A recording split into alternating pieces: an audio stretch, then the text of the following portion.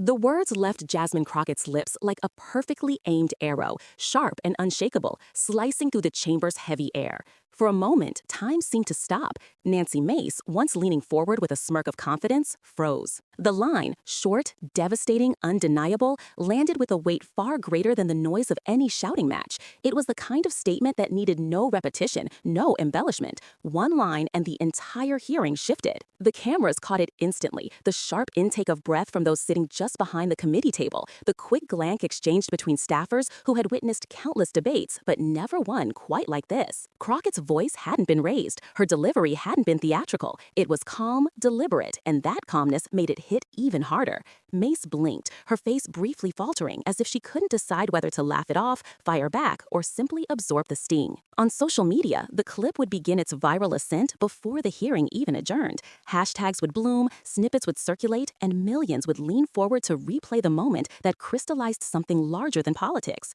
It was a clash of tone and truth, arrogance against dignity, and Crockett had punctured the air of superiority with a sentence so economical it could fit neatly on a protest sign. Inside the room, the silence was deafening. No one clapped, no one jeered. Instead, there was that rare electric pause, the kind of hush that follows a thunderclap when ears are still ringing. Mace shifted in her chair, and though she attempted to maintain composure, the veneer of control had cracked. For the first time that afternoon, the spotlight had turned, and it no longer favored her. Mace blinked, her face briefly faltering, as if she couldn't decide whether to laugh it off, fire back, or simply absorb the sting. On social media, the clip would begin its viral ascent before the hearing even adjourned. Hashtags would bloom, snippets would circulate, and millions would lean forward to replay the moment that crystallized something larger than politics. It was a clash of tone and truth, arrogance against dignity, and Crockett had punctured the air of superiority with a sentence so economical it could fit neatly on a protest sign. Inside the room, the silence was deafening.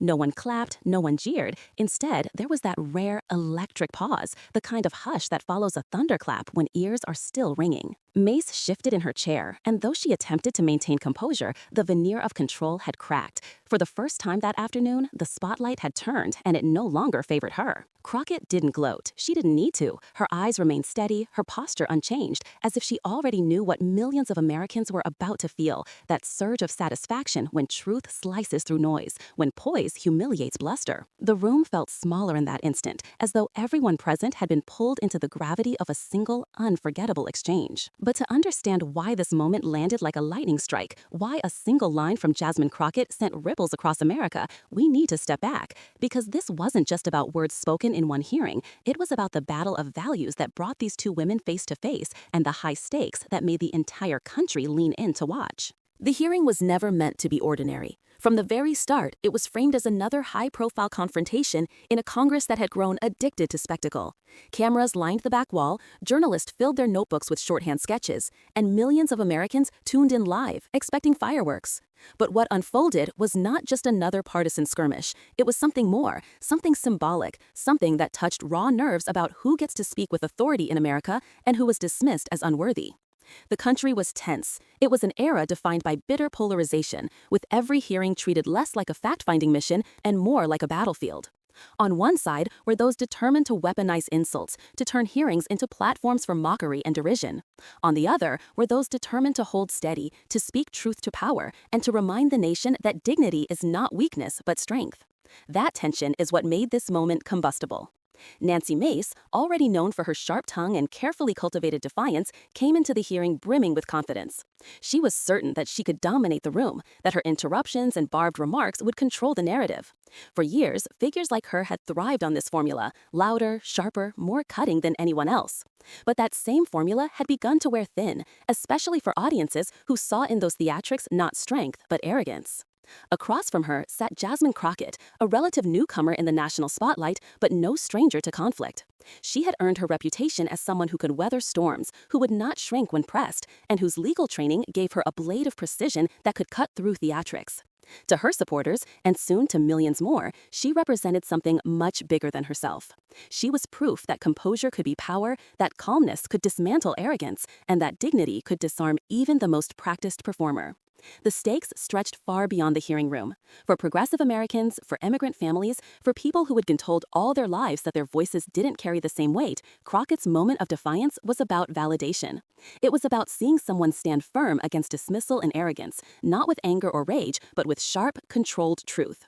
It was a reminder that the story of America is not written by those who shout the loudest, but by those who refuse to be silenced. And so, when Crockett leaned in and delivered her one-line strike, it wasn't merely about putting Mace in her place. It was about turning the tables on a long tradition of condescension.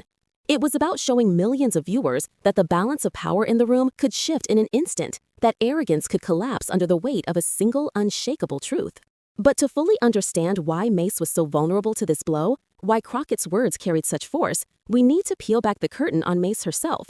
Because this wasn't just a takedown born in the heat of the moment. It was the culmination of years of contradictions, scandals, and overconfidence that had set her up for a very public downfall.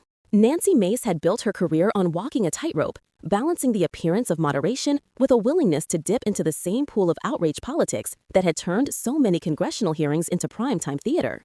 To her supporters, she was sharp, articulate, unafraid to throw punches at anyone, Democrat or Republican, who stood in her way. To her critics, she was a chameleon, shifting tone depending on her audience, willing to contradict herself if it meant winning the next news cycle. Her rise had been marked by calculated moments designed to make headlines. She'd present herself as pragmatic one day, then deliver barbed sound bites the next. She cultivated the image of a truth-teller, someone who spoke her mind without fear. Yet behind that veneer, her record often told a different story. On issues of equity, dignity, and respect, she stumbled. What played well to partisan audiences often rang hollow under scrutiny, and her tendency to lean on personal attacks left her vulnerable when confronted by someone who refused to play the same game. In hearings, Mace thrived on control. She had perfected the art of interruption, the quick jab, the smirk that suggested superiority before a question was even finished. For many in Washington, this was familiar, an old playbook dusted off and repeated again and again.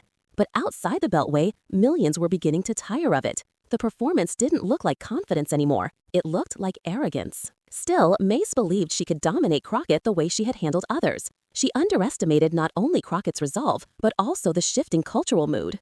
In an America more attuned than ever to questions of respect, identity, and representation, her tone-deaf dismissals carried more weight than she realized. Every dismissive glance, every sharp interruption wasn't just a tactic in the room. It was a symbol to viewers across the country of the very arrogance they'd grown weary of. And the contradictions piled up. She spoke often about truth and accountability, yet skirted her own inconsistencies. She condemned dysfunction while thriving within it. She presented herself as a reasonable centrist while leaning into rhetoric designed to inflame rather than heal. Each contradiction made her appear less like a leader and more like an opportunist, someone who mistook clever soundbites for genuine influence. When Crockett sat across from her, the contrast was already stark. Mace exuded bravado, a belief that her experience and sharp tongue would be enough to silence anyone. But her confidence was brittle. Underneath it lay a track record of overconfidence, moments where her words had come back to haunt her, and a growing perception that her theatrics were wearing thin. The hearing was supposed to be another opportunity to flex control. Instead, it became the stage where her style of politics would meet its most devastating counter. In that room, with cameras rolling and the nation watching, Mace represented more than herself. She became the embodiment of a style of politics that thrived on mockery and arrogance, a style that often underestimated the strength of those who chose dignity over theatrics. And that made her the perfect foil for what was about to happen. Because across from her, waiting with patience and poise, was Jasmine Crockett, a woman with a story so different, a background so rooted in resilience and truth, that their collision was not just inevitable, but historic.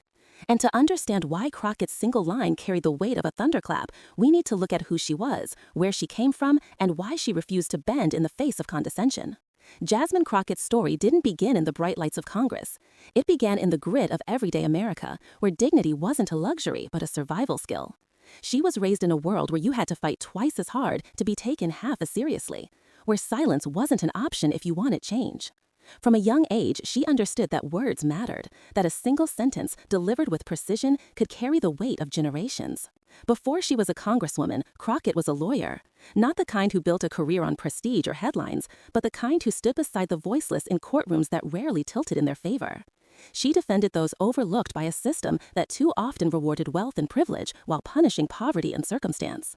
Every case hardened her resolve, every courtroom loss deepened her commitment, and every victory, no matter how small, proved to her that persistence could bend the arc of justice. Her identity wasn't something she ever sought to soften or hide. She leaned into it, proud of her roots, her culture, and her difference. For Crockett, representation wasn't just about being seen. It was about carrying the weight of those who had been ignored for too long. She knew the sting of condescension, the subtle and not so subtle attempts to diminish her voice. And she learned to answer not with anger, but with precision, never wasting words, always making them count. That resilience was tested time and again in the Texas legislature before she rose to Congress. There, she became known for her sharp intellect, her willingness to challenge injustice, and her refusal to be cowed by louder or more senior voices. She wasn't the loudest in the room, but she was often the most memorable. Colleagues learned quickly that underestimating her was a mistake.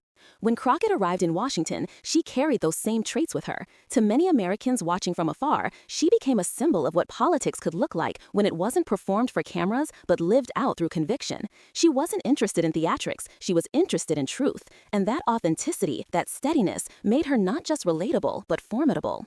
So when Nancy Mace leaned on the well-worn tactics of interruption, dismissal, and arrogance, Crockett wasn't rattled. She had seen worse. She had faced judges who doubted her, opponents who sneered at her, systems designed to make her fail, and she had survived them all. In comparison, Mace's bravado was almost predictable, a script Crockett had read and defeated before.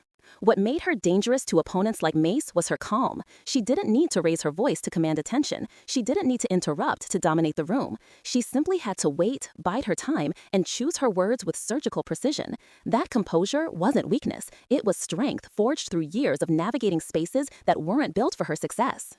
To progressives, immigrants, and countless Americans who had grown used to watching arrogance overpower dignity, Crockett was validation in human form. She was the proof that you could carry your identity proudly, that you could face down dismissal without bending, that you could win without sacrificing your values. She stood as a reminder that representation was not a token, it was a force. And on that day in the hearing room, all of it came together. The lawyer who had fought for the voiceless, the woman who had endured dismissal, the leader who carried her community on her shoulders, all of her experience converged in a single perfect moment. She didn't have to shout, she didn't have to grandstand, she just had to be Jasmine Crockett. Which is why, when the tension in the room reached its breaking point, when Nancy Mace leaned on arrogance one time too many, Crockett was ready. The stage was set, the villain had written her own downfall, and the hero had been preparing for this her entire life. What came next wasn't just an exchange of words, it was a collision of two worldviews, a clash that would leave the entire room stunned and the entire country talking. The escalation was inevitable, and the world was about to see it unfold. The room was already thick with tension, but as the questioning moved forward, it became undeniable. Nancy Mace wanted control. She leaned into her microphone, her tone sharper, her phrasing clipped like daggers meant to draw blood.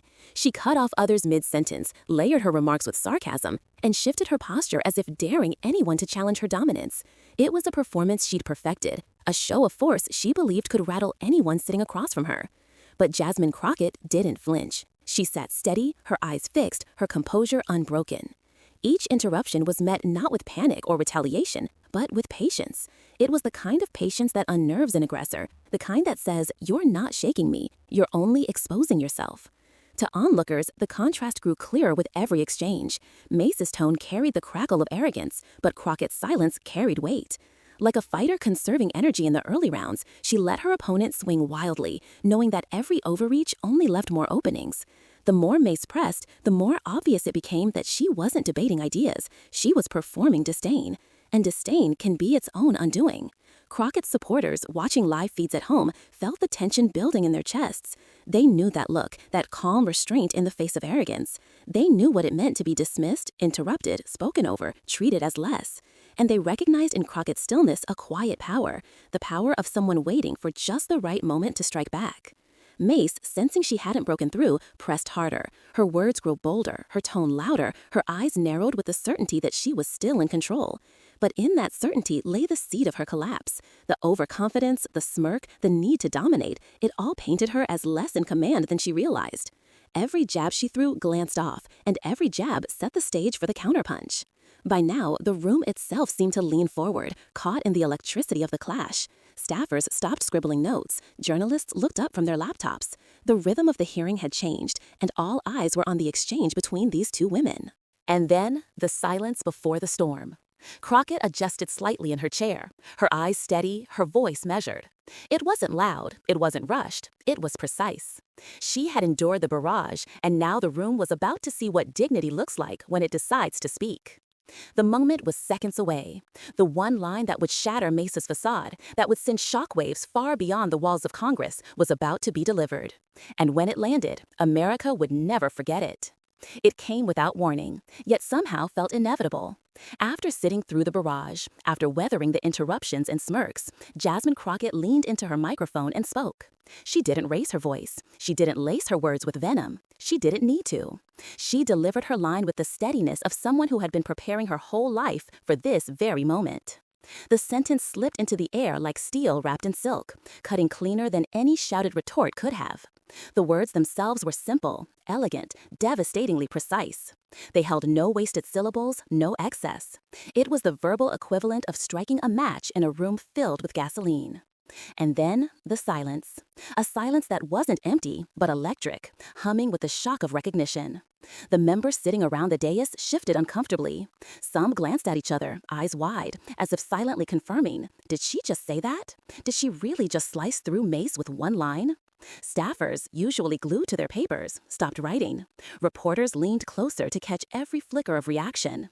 Even the air in the chamber seemed to thicken, holding onto the words like an echo that refused to fade. Nancy Mace, for once, was not ready with a comeback. Her mouth opened slightly, then closed again, her expression stiffening as though trying to decide whether to laugh it off or pretend it hadn't landed. But the cameras betrayed her. They captured the slight tightening around her jaw, the brief flutter of her eyes, the crack in her armor that no amount of bravado could patch. The genius of Crockett's one line was that it required no follow-up. It wasn't a debate point to be parsed, dissected, or spun. It was truth, distilled so sharply that anything Mace said afterward would sound defensive, petty, or hollow. It left her cornered, not by volume, but by precision. And Crockett knew it. She didn't gloat, she didn't smirk. She simply sat back, her face composed, her eyes steady. She knew the line had already escaped into the bloodstream of American discourse, carried on live feeds, destined to ricochet across millions of screens within minutes. She knew it belonged not just to her, but to everyone who had ever wished they could silence arrogance with a single, perfect sentence. For progressives and marginalized voices across the country, that moment was validation. Here was a woman who had endured the dismissals, the interruptions, the subtle condescensions, and she had turned them into fuel. Her line wasn't just a rebuttal to Nancy Mace. It was a rebuttal to years of being underestimated, ignored, and told to sit quietly while others sneered. It was a message. We see the arrogance, and we are not afraid to cut it down. Imagined applause filled the silence in living rooms and offices across the country. On Twitter, users would later write, "I felt that in my soul."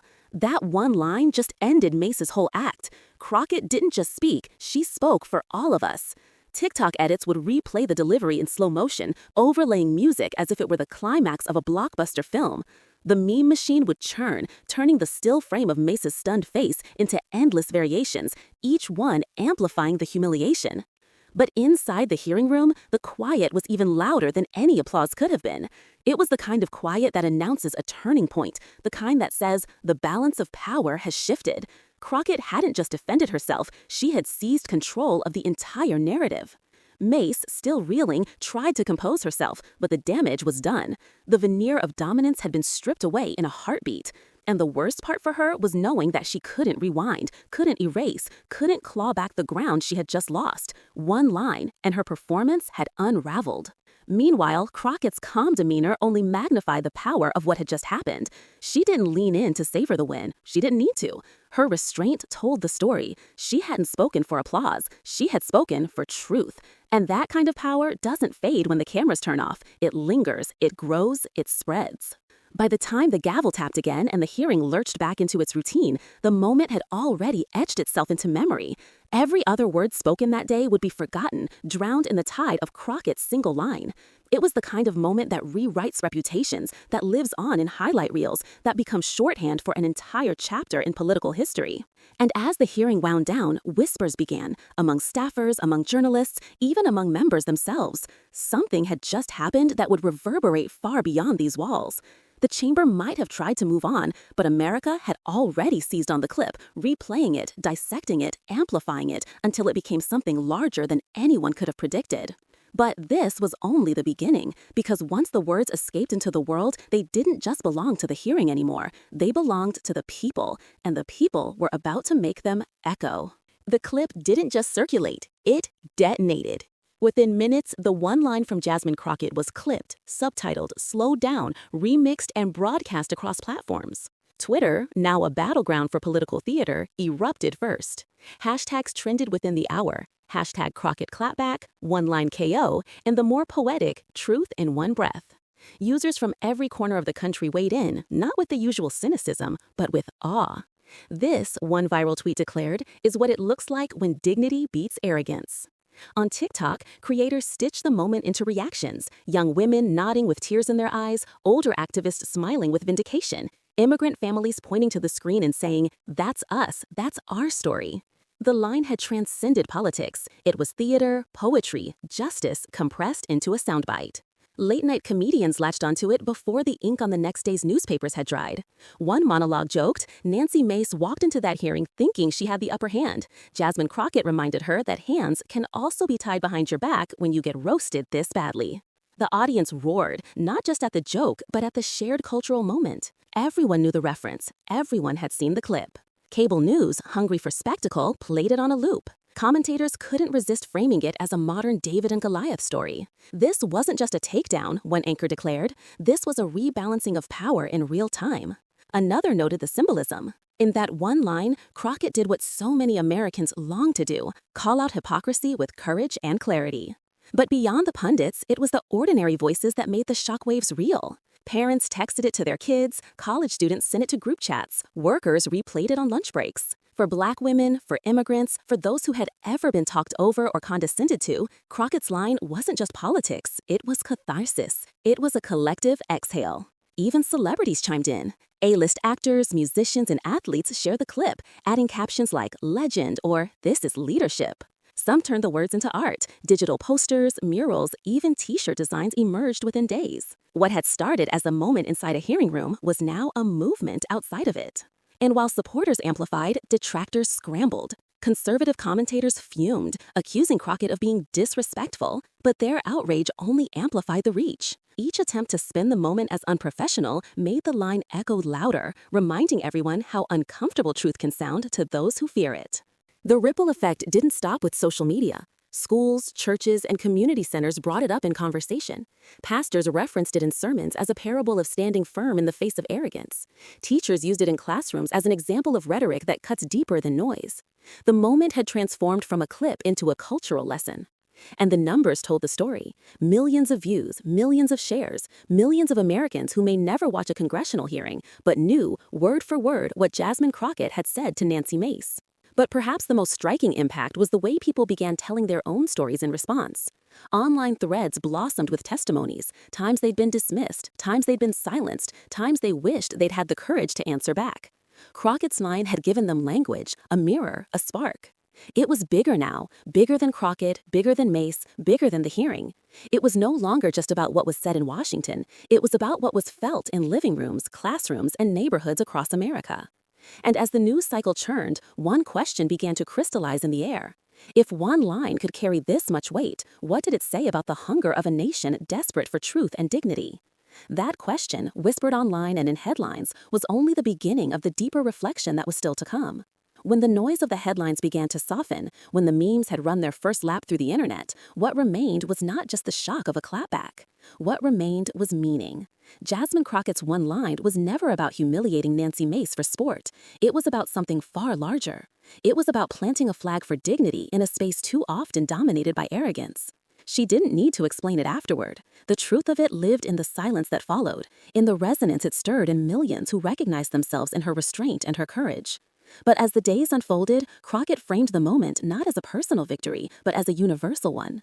In interviews and statements, her tone stayed grounded. She wasn't there to score points. She was there to remind America who we can be when we choose truth over ego.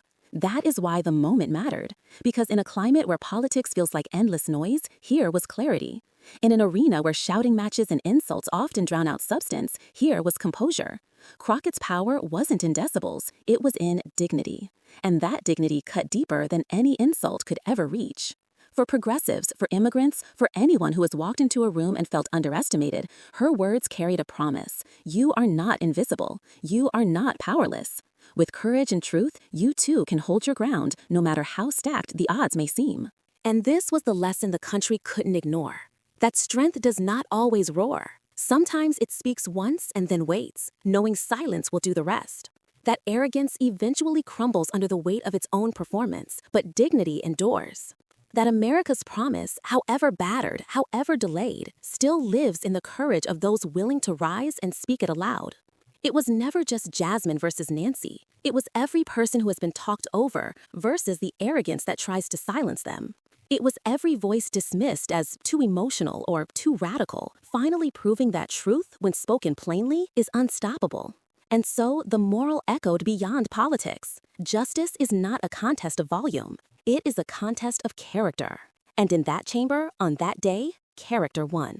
But if that truth felt satisfying in the moment, it also carried a challenge. Because the question now was not just what Jasmine Crockett had done in one hearing. The question was, what would the rest of us do with the power of her example?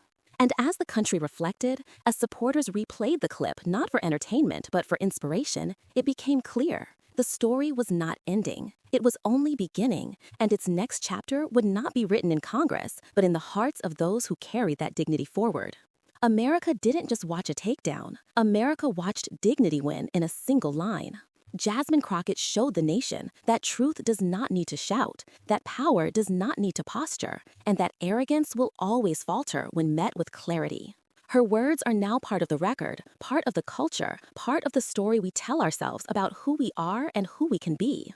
And in that, there is a choice, whether we let this be just another viral moment or whether we carry its lesson forward into how we live, speak, and stand in our own lives. Because Crockett's one line wasn't only for Nancy Mace. It was for anyone who has ever been silenced, anyone who has ever been dismissed, anyone who has ever been told to sit down when their truth was rising. And if her example proves anything, it's this. One voice, steady and unapologetic, can shake a room. One truth, spoken with courage, can ripple across a nation. So as you finish watching, ask yourself, what truth will you carry forward? What dignity will you stand on when arrogance tries to push you back? And if you believe in lifting up moments like these, moments where character triumphs over spectacle, then be part of this movement. Subscribe, share, and add your voice to this community. Because this isn't just Crockett's story, it's ours, and together we'll make sure it's only the beginning.